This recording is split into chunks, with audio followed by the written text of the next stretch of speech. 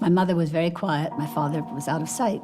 Well, he'd been an ambulance driver, and he came back from the war clinically depressed.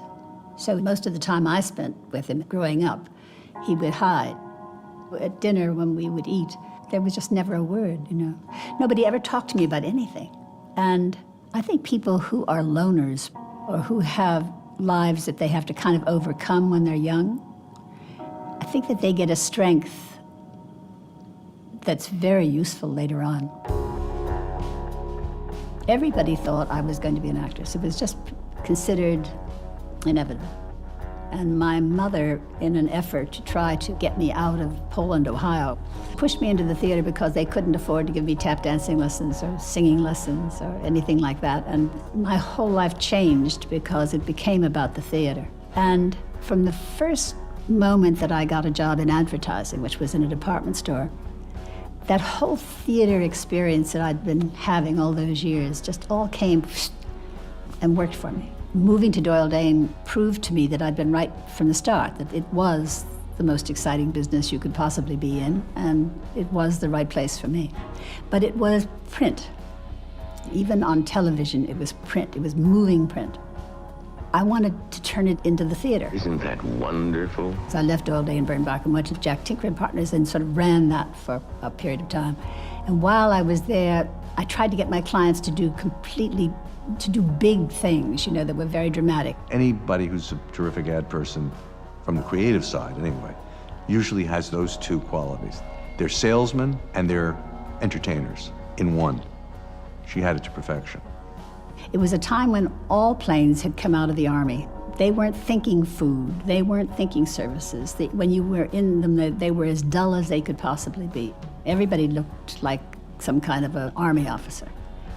But the campaign for the new Braniff was on my shoulders. And we had piles of ideas in the corner on these tissues, piles and piles and piles.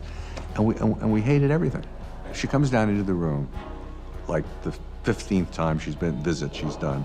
She looks in the garbage can next to my desk, and she sees this wrinkled up piece of tissue, you know, and she pulls it out, and she looks and she says, "What's this?" We come up with that about once a day. I said, but we throw it away because it's just too obvious. She says, "Obvious? It's divine." And she said, "Do that." Braniff International is creating the most beautiful airline in the world.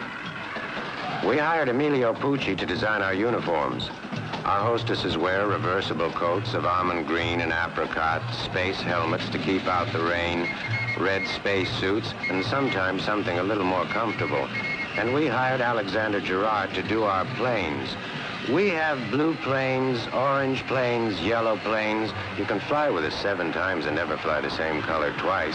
Inside 7 different color schemes. And since we fly to Mexico and South America, art from Peru, Brazil, and Argentina. Cha-cha-cha. Braniff International announces the end of the plain plane. We won't get you where you're going any faster, but it'll seem that way.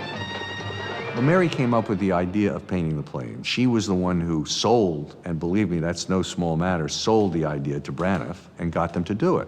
She overlooked the design of the uniform. She hired Pucci and she hired Alexander Girard. She got, you know, all the players involved. The advertising part of it was really the last piece, which was how do you announce it to the world? When a Braniff International hostess meets you on the airplane, she'll be dressed like this. We got gorgeous stewardesses in those days. That was an okay thing to do. They were all young and beautiful with beautiful legs. And we made it fun to fly. People flew with us because they were having a theatrical experience. The world had been pretty dull after the war and through depressions and people loved fun ideas. Life was suddenly perky.